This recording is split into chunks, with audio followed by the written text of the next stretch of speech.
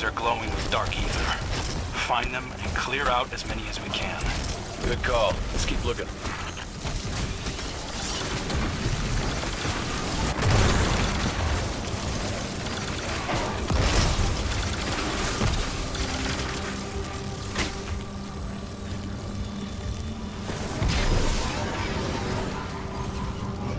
To say that Destiny 2 fans had a harrowing sense of finality with the final shape would be an understatement. And not just because of the name. The expansion concludes the Light and Darkness saga, acting as the final battle against the big bad, the Witness. It's a culmination of a 10-year journey fraught with as many memorable deaths and occurrences as there have been terrible dialogues and questionable expansions. For many, this was to be their dropping off point, where they would finally take a break from the franchise and move on. Maybe to return, maybe not. While that's certainly the case for some longtime players, Destiny 2: The Final Shape doesn't just feel like an expertly crafted grand finale or a culmination of the player's journey thus far. It's a celebration, a narrative symphony, where so many dissonant character threads are finally in harmony, and a font to ponder new directions for the franchise. On top of all this, it does what Bungie needs to generate excitement, anticipation, and hope for the franchise's future, something that seemed impossible after the disastrous Lightfall. From the get-go, the situation is treated with the emotional weight it deserves. That first entry through the portal carved by the Witness into the Traveler as you venture across multi-shaped platforms tearing through all kinds of enemies is desperate.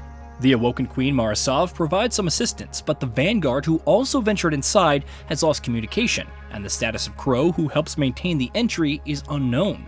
For one of those rare times you hear vulnerability in Mara's voice, even the very symbol of regality has no clue what could happen next. Then, silence, followed by guidance into a land of green. "It's beautiful, and so familiar," remarks the ghost, your only companion, fittingly so, in this initial traipse into the pale heart of the Traveler. Old memories begin to swell, even as massive fixtures of the former dot a portion of the landscape and other shapes loom in the distance. Though a triumphant horn can be heard faintly in the background, the percussion continues to rumble, symbolizing potential danger around every corner. Say it once about Bungie's art and music teams, but they're some of the best in the industry, and the final shape is nothing short of top tier.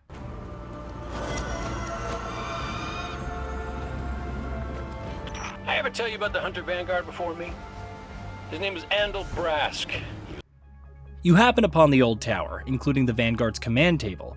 It's here you gain access to Prismatic, the newish subclass that combines light and darkness. Even this feels like a big deal because it's exclusively yours. None of the other Guardians, at least in your narrative instance, can do so. You are the tip of the spear when it counts. It's not long before you're face to face with the new faction serving the Witness, the Dread, capable of wielding stasis and strand to freeze and pull when the subjugators aren't detonating crystals or suspending you for some free damage. It's hectic, especially on Legendary and even with Prismatic.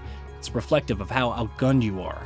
Of course, it's not long before Cade 6 makes his appearance, with Nathan Fillion returning to voice the character, and you embark on a journey to find Ikora and Zavala.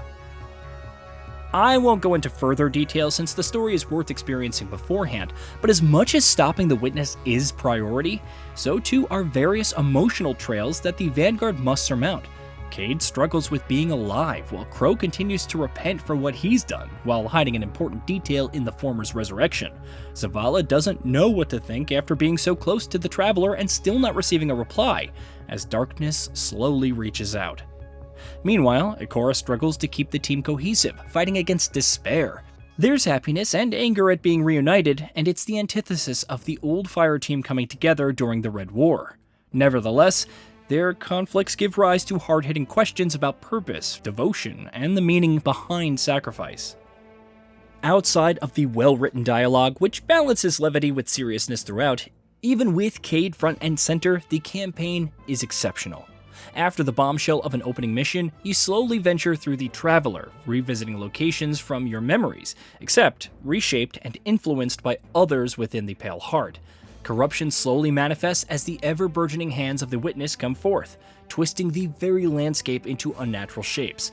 You'll venture through hazardous sandstorms that slow your movement, solve hive glyphs alternating light and darkness to pave the way forward. Slay lots of enemies, including those only vulnerable to damage when you're in a prismatic state.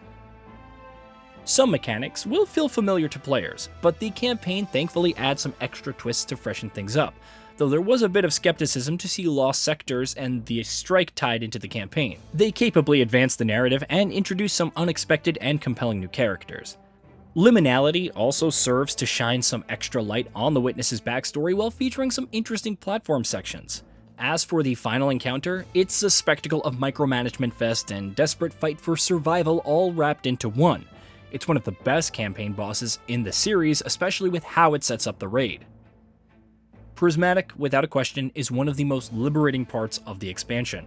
It allows mixing aspects, fragments, grenades, class abilities, and supers into one subclass. You can have multiple buffs like Radiant, Devour, and Amplified active at the same time while adding in some Woven Mail for damage reduction. You can toss a Storm Grenade to quickly jolt targets or toss out some Arcane Needles before activating the new light-based supers, Song of Flame in my case, to grant Radiant to allies and shower the enemies in new tracking grenades. Hellion, the new aspect, is especially great since it can lob solar mortars. Playing as a Warlock eventually meant embracing the meta getaway artist plus Bleak Watcher turret setup, but even that has some interesting nuances. I can forgo Devour for Hellion and instead rely on melee kills to start health regeneration. Consuming a grenade also grants Amplified, which provides damage reduction with the artifact perk. There are other builds. Metidoxia helped bring some Suspend into the mix via Arcane Needles, and I've even seen other players succeeding with Threadling builds. It's all very new, which is a good thing, seeing as the various acts of episodes will present new weapons and apparently new artifact perks. As enjoyable as the campaign is, the additional quests and patrol is arguably more so. The Pale Heart opens up for exploration as you venture to locations to help cleanse the Traveler of the Witness's blight, take down enemy factions, or even balance light and dark points of interest. Each encounter feels innocuous at first, but quickly blossoms into a mini boss fight or unique mechanics, whether you're tossing grenades to clear blight balls, finding the right vantage points to kill certain enemies, or reflecting projectiles with a sword to clear objectives. New quests see players interacting with Savathun, Keitel, and Mithrax, their backstories intertwining with Mara, Zavala, and Ikora respectively. Mika 10 of the 6 Coyotes is also a welcome presence, providing comm support, guiding you to Lost Ghosts, and bestowing new weapons as rewards. With missions to revisit memories and unlock new prismatic abilities, exotic quests, including a poignant stakeout mission with Cade and Crow, and even new co-op focused versions of campaign missions with new mechanics that require lots of coordination. There's a lot to keep you busy. It also helps that the rewards are worthwhile, from The Call, an incredible new rocket sidearm, to Pro Memoria, a new Strand LMG. There's also the new Exotic Sword, which can roll with random exotic perks. Have you ever had a sword initiate Pack Hunter and fire off Wolf Pack rounds with each swing? How about Risk Runner's perk for arc damage reduction? It's all here, mixed with different frames, whether you favor long distance casting or heavy swings. The new Pathfinder also comes into play after the campaign, unifying bounties across the board. It's a great concept, as you can choose a path leading to the reward in question by completing your preferred tasks, but also mop up the others for more XP. Furthermore, you can reset this as many times as you like and just keep grinding away.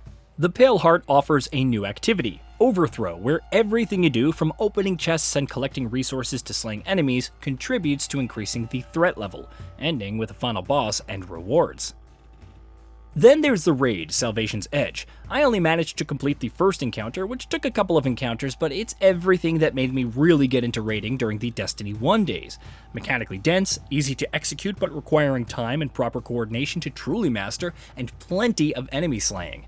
The overall level design and aesthetics are also top tier, making this one of the best raids in the franchise to date.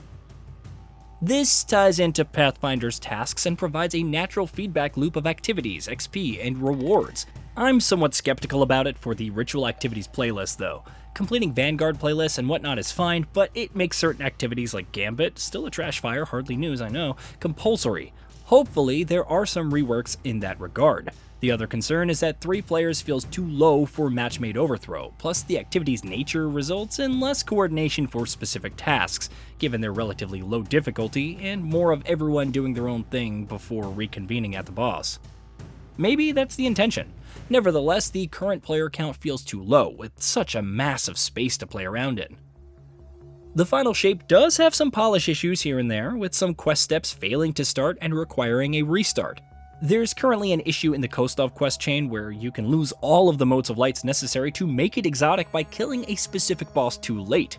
The overall polish of the expansion is strong, but it's not perfect. There's also some concerns over increasing your power. Activities have difficulties and power caps, and some only require you to be 1945, which is easily achievable. It feels like power is more of a representation of time invested, with each activity having its own quirks and difficulties regardless of power levels. Grandmaster Nightfalls and Legendary Onslaughts are still out of reach for most solo players unless they're incredibly skilled. However, this doesn't make the 2000 power co-op focus campaign mission on the same level of difficulty, especially since the highest power player in a lobby can just boost everyone else up to 5 levels below them. It still feels like Bungie has some issues to iron out in this area of the game, especially after its experiments with the power and not constantly raising the caps last year. Even with these issues, Destiny 2: The Final Shape is the series at its peak. The campaign is a worthy journey, especially for longtime players, with its character interactions and stakes, but also stands on its own with compelling mechanics and mission design. The new activities are fun to engage with, and even Overthrow can wear on you over time. It still feels like a more organic way to farm XP in conjunction with Pathfinder than regular bounties would. The raid is challenging and presents many areas requiring practice and mastery while providing plenty of high-octane action and epic moments. The final mission that opens up is just a cherry on top of everything that makes this expansion so great. The post-credit scenes of The Final Shape probably encapsulates the experience best. The universe isn't completely safe yet. In fact, there is more uncertainty than ever, especially as new powers arise in other parts of the universe, like Nessus, which is where Episode 1 Echoes kicks off. Hostile forces remain in the Pale Heart of the Traveler. Sure, it meant to explain why you're still grinding Overthrow to encounter enemies even after everything that happened, but the logic is sound. However, in that moment, it's just you and your ghost sitting and watching the Traveler from a distance, the source of constant mystery, intrigue, and countless battles serving as a hypnotic sight to admire and ponder. You may never truly learn everything about it, but one thing is for sure. This isn't the end, not for your Guardian or the Vanguard. Where your journey takes you next is a big question. However, if this expansion has proven anything, it's the significance of reaching this point on your own terms, creating countless memories along the way. If Bungie continues to deliver on that feeling, then Destiny 2's future looks bright indeed. Hey, did you know that we at Gaming Bolt upload new videos every day? Stick around, drop a like, subscribe, and hit that bell, and let us know what kind of content you'd like to see in the future with a comment below.